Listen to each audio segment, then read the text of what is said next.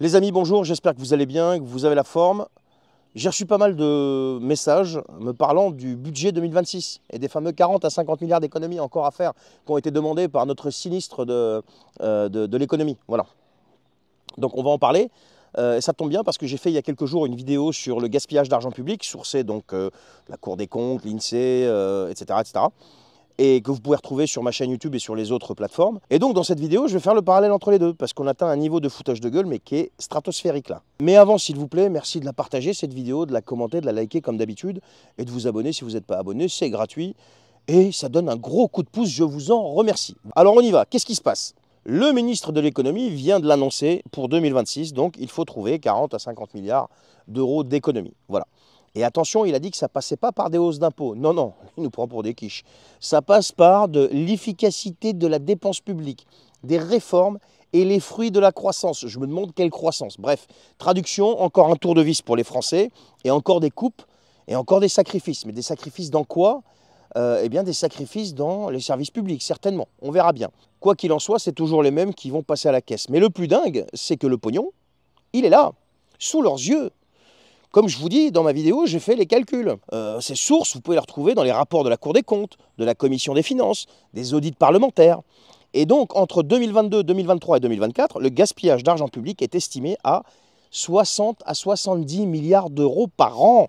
Je répète, 60 à 70 milliards d'euros par an. On parle de quoi? On parle de subventions absurdes, de doublons administratifs, de missions inutiles, de consultants extérieurs hors de prix, d'aides distribuées sans aucun contrôle, de l'argent envoyé à l'étranger sans aucune contrepartie, d'une gabegie dans les ministères et des dérives dans les collectivités. Et j'en passe. Ils arrosent tout le monde, sauf ceux qui bossent. Mais plutôt que de taper là-dedans, qu'est-ce qu'ils font? Ils viennent te dire qu'il faut encore faire des efforts et que l'État doit se serrer la ceinture. Alors, je vais m'arrêter sur cette expression. L'État doit se serrer la ceinture. Alors, quand tu entends ça, regarde le cynisme jusqu'où il va. Ça paraît, tu vois, ouais, c'est bien, l'État va se serrer la ceinture. Ils vont se serrer... Non, ils ne vont pas se serrer la ceinture. Eux, ils vont aller taper dans les services publics. Ils vont réduire des budgets. On parle de l'hôpital, la santé, on parle de la justice peut-être, on parle de l'école, on parle de tout un tas de trucs. Donc, ce n'est pas leur ceinture, si tu veux, quand tu entends cette expression, c'est la tienne qu'ils vont serrer. Voilà. Et c'est pas tout, écoute bien, là c'est à tomber de ta chaise. Ils veulent nous faire croire que ces 40 à 50 milliards sont indispensables pour rester crédibles vis-à-vis de qui? Bruxelles, vis-à-vis des agences de notation et vis-à-vis des marchés. Mais bordel, quand est-ce qu'on va sortir de tout ça, quoi? Non mais on est là à se foutre la tête par terre, à se faire piétiner parce qu'il faut faire plaisir à Bruxelles, aux marchés, aux agences de notation. Non mais, je vais essayer de me calmer, je ne vais pas rentrer dans une colère noire parce que ça va me faire sauter la vidéo. Mais vous imaginez même pas ce que je pense de tout ça. Mais le pire, c'est que ces gens-là qui vous demandent des efforts, c'est eux qui ont cramé plus de 60 à 70 milliards par an, comme ça. Et maintenant, ils veulent gérer les comptes, mais bande de clowns. On parle d'un gouvernement incapable de contrôler un budget, mais très compétent pour cramer des milliards sans rendre aucun compte.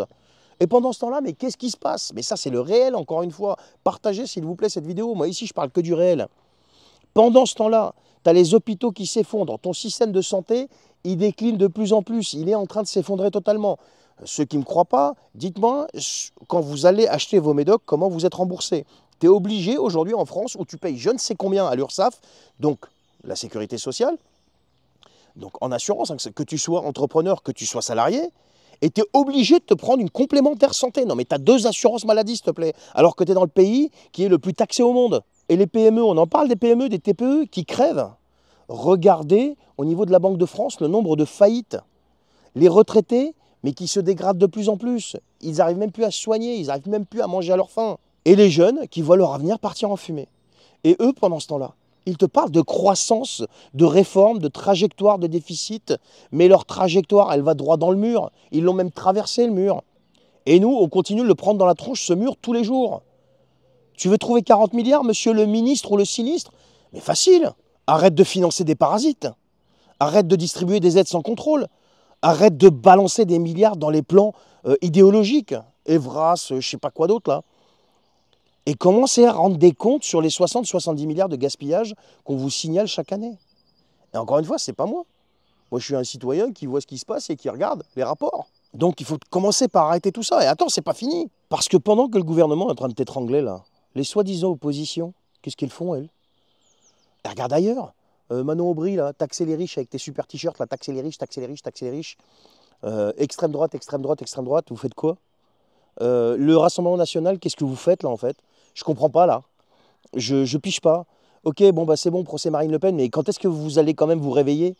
Et vous êtes aussi payé d'argent public, vous faites partie du gaspillage tout ce temps que vous êtes en fait. Tous ces gens là, de droite comme de gauche là, qui savent très bien ce qui se passe, ils le savent, ils les ont les chiffres. Si moi, petit citoyen depuis mon bois, j'arrive à savoir ce qui se passe, en plus sous tes publics, c'est qu'eux, ils savent encore mieux que moi. Ils ont les rapports, ils ont les preuves, mais ils ne font rien.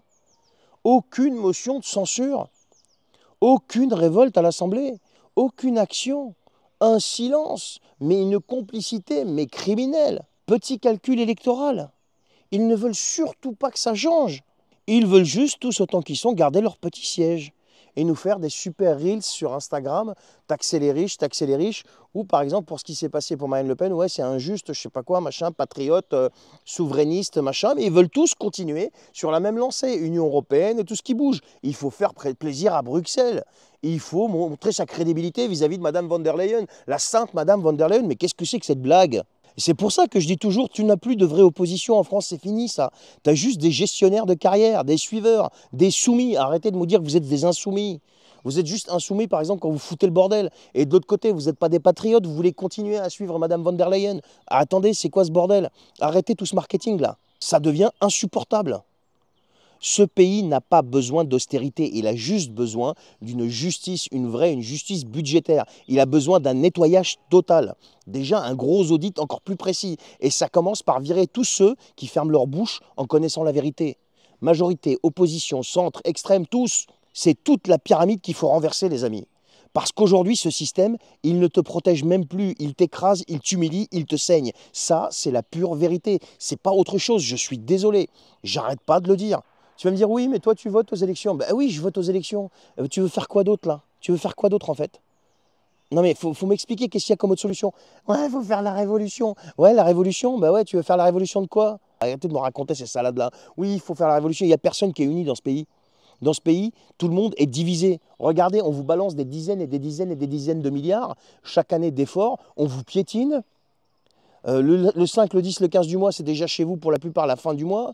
Et tout le monde me dit, ouais, mais non, mais facho, l'autre extrême gauche, l'autre ceci, l'autre cela. Ces gens-là qui sont à l'Assemblée aujourd'hui, il va falloir l'intégrer une fois pour toutes, ne sont pas là pour travailler dans votre intérêt.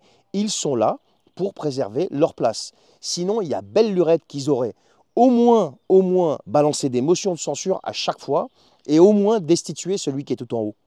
Or, personne ne l'a fait. Et ne venez pas me dire, oui, LFI a déposé une demande de destitution, mais ça n'a pas suivi. Non, toute la bande à LFI et leurs alliés, je ne sais plus si c'était NUPES ou Nouveau Front Populaire, bref, on s'en fout, je crois que c'est le Nouveau Front Populaire. Quand ils ont déposé la demande, même eux, entre eux, ils n'étaient pas unis. Sur 180 ou je ne sais plus combien de députés, il n'y en a que 80 ou 90 qui ont signé la demande. Donc arrêtez de reprocher aux autres ce que vous, à l'intérieur de votre cercle d'alliance et d'influence ou de je ne sais pas quoi, vous n'êtes même pas capable de faire. D'accord? Donc c'est pour ça que je vous dis, toute cette assemblée, elle est à prendre, tous ceux qui sont à l'intérieur, à virer complètement. Ces gens-là ne doivent plus être à leur poste. C'est fini. Non mais vous vous rendez pas compte de ce qui est en train de se passer, quoi.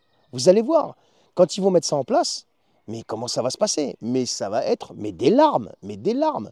Et les Français ne comprendront que quand ils auront soit les frigos vides, soit alors que ce pays-là entrera dans un conflit duquel il ne se relèvera pas. Allez, s'il vous plaît les amis, merci beaucoup de m'avoir suivi. J'ai été un petit peu long, je suis désolé. Partagez cette vidéo, abonnez-vous si vous n'êtes pas abonné, et moi je vous dis à très bientôt. Mais dites-moi surtout ce que vous en pensez en commentaire de tout ça.